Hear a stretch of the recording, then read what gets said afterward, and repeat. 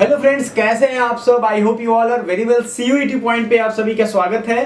CUET से related अगर आपको कोई भी इंफॉर्मेशन चाहिए तो हमारा चैनल जरूर सब्सक्राइब करिएगा। इसके पहले सीयूईटी क्या है, सीयूईटी की तैयारी कैसे करें, इन सब पे अलग अलग वीडियो हम पहले ही ला चुके हैं आपके लिए। आप लोग देखना और हमें बताना कि क्या समझ में नहीं आया। जो भी पॉइंट होंगे हम क्लैरिटी से आपको समझाने की बहुत कोशिश कर रहे हैं अलग अलग वीडियो में, ऑफिशियल डॉक्यूमेंट के माध्यम से।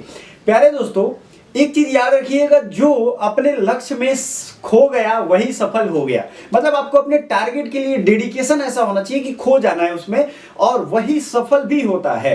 हमेशा यदि एक चीज ही आप यदि पकड़ते हो अपने लाइफ में और उसको ही पकड़ करके आगे बढ़ते हो, वो एक थॉट, विचार, आइडिया, स्टडी आपको बहुत आगे पहुंचा सकता है।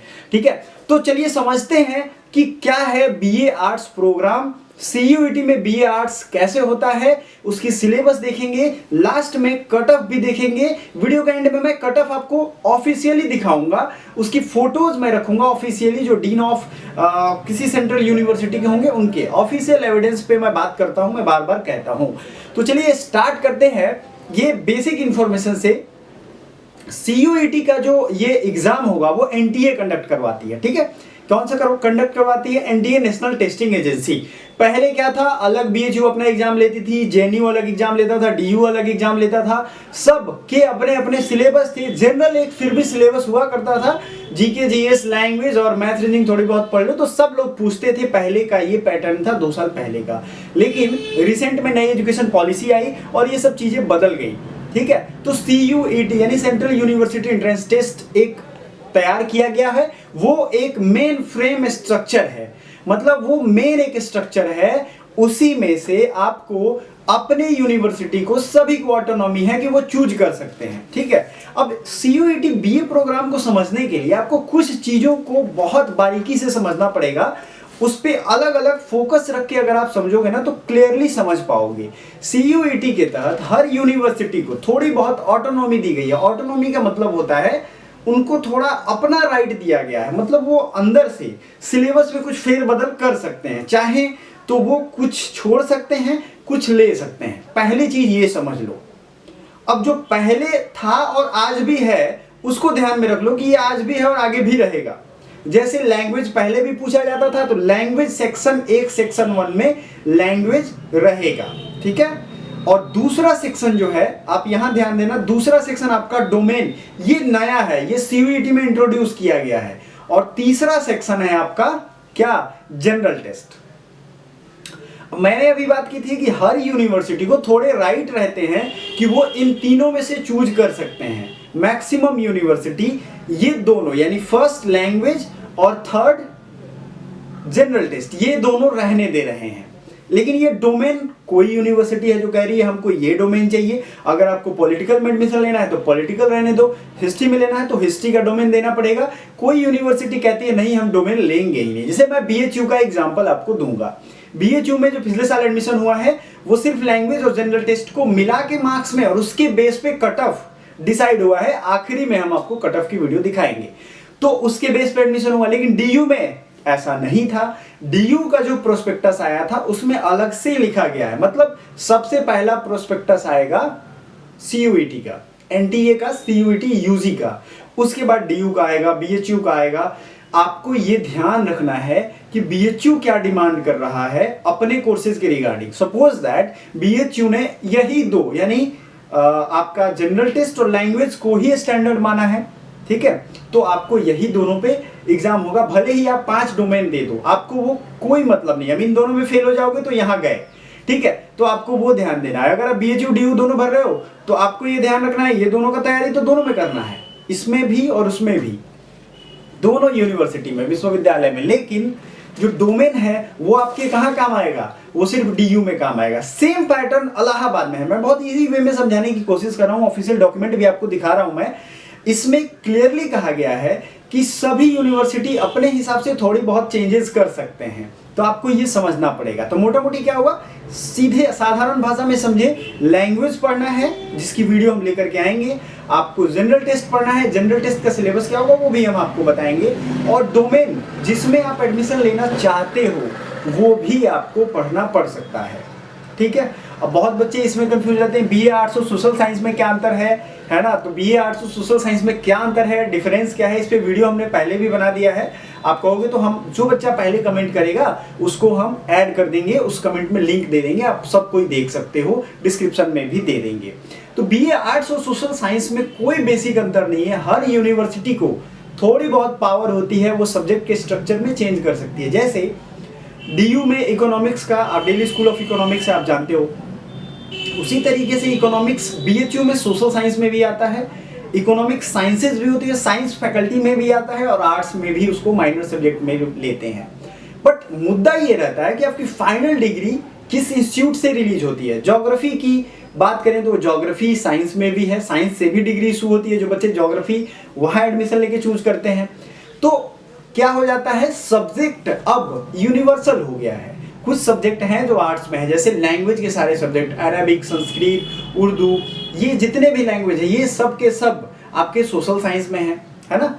लेकिन अगर हम बात करें हिस्ट्री, तो मेन हिस्ट्री बीएचयू में आता है सोशल साइंस में, लेकिन एंशिएंट इंडियन हिस्ट्री आता है आर्ट्स में।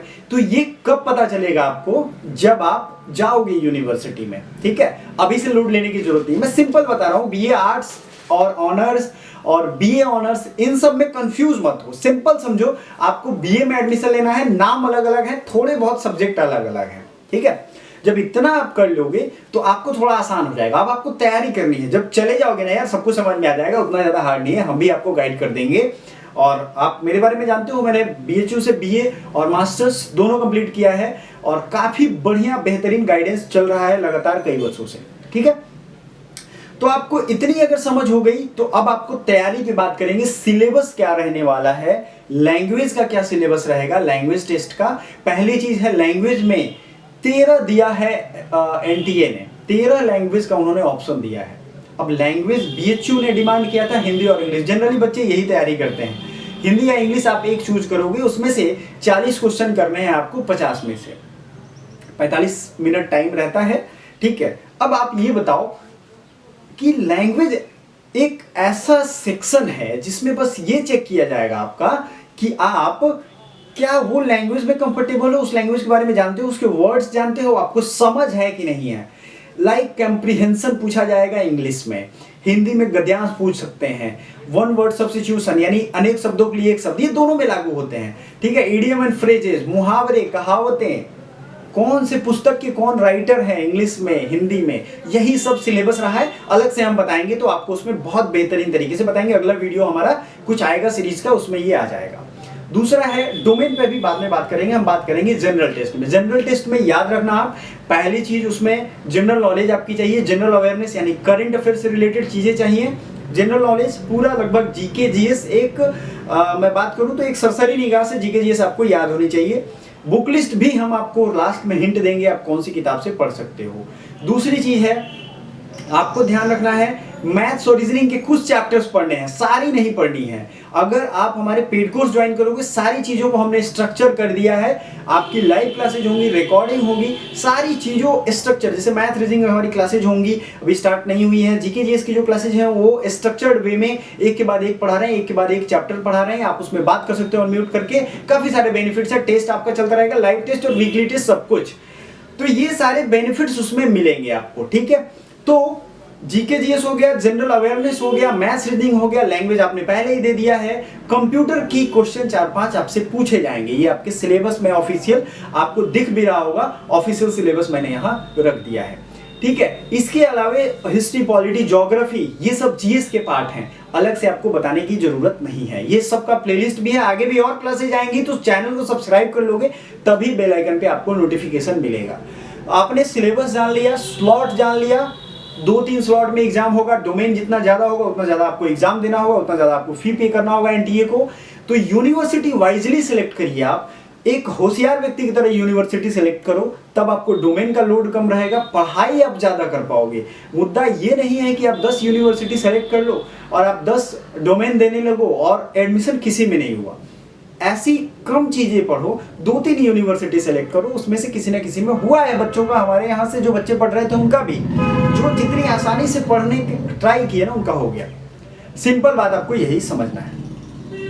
इसके अलावा और आपको गाइडेंस के लिए हमने क्या किया है, CUET BA आर्ट्स का एक ग्रुप बना दिया है, डिस्क्रिप्शन में लिंक होगा, ज्वाइन कर लीजिएगा उस ग्रुप को ज्वाइन कर लोगे तो सारी आपको अपडेट, सारी नोटिफिकेशन, ये सारे ऑफिशियल वीडियोस, ऑफिशियल जो आपके डॉक्यूमेंट्स होंगे उन सबको हम उस पर सेंड कर देंगे। ठीक है, ये सेंड करने के बाद आपको बहुत सारे गाइडेंस और भी प्रोग्राम आएंगे, अगर आपको पेड ज्वाइन करना है, या फ्री क्लासेस भी यूट्यूब पे आएंगी। अब बात करते हैं कि कट ऑफ क्या रहा।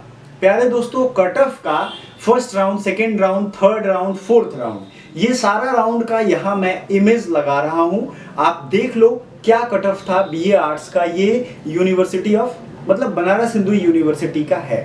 हर यूनिवर्सिटी का अलग अलग कट ऑफ है। इस कट ऑफ के बारे में डिटेल डिस्कशन और एनालिसिस करेंगे कि आपको कितने मार्क्स चाहिए। लेकिन मैंने क्या कहा, सब्जेक्ट डिमांड अलग अलग था सबका, समझ रहे हो आप, सब्जेक्ट की डिमांड अलग अलग थी, तो कट ऑफ और फाइनल मार्क्स में भी अलग अलग वेरिएशन होगा।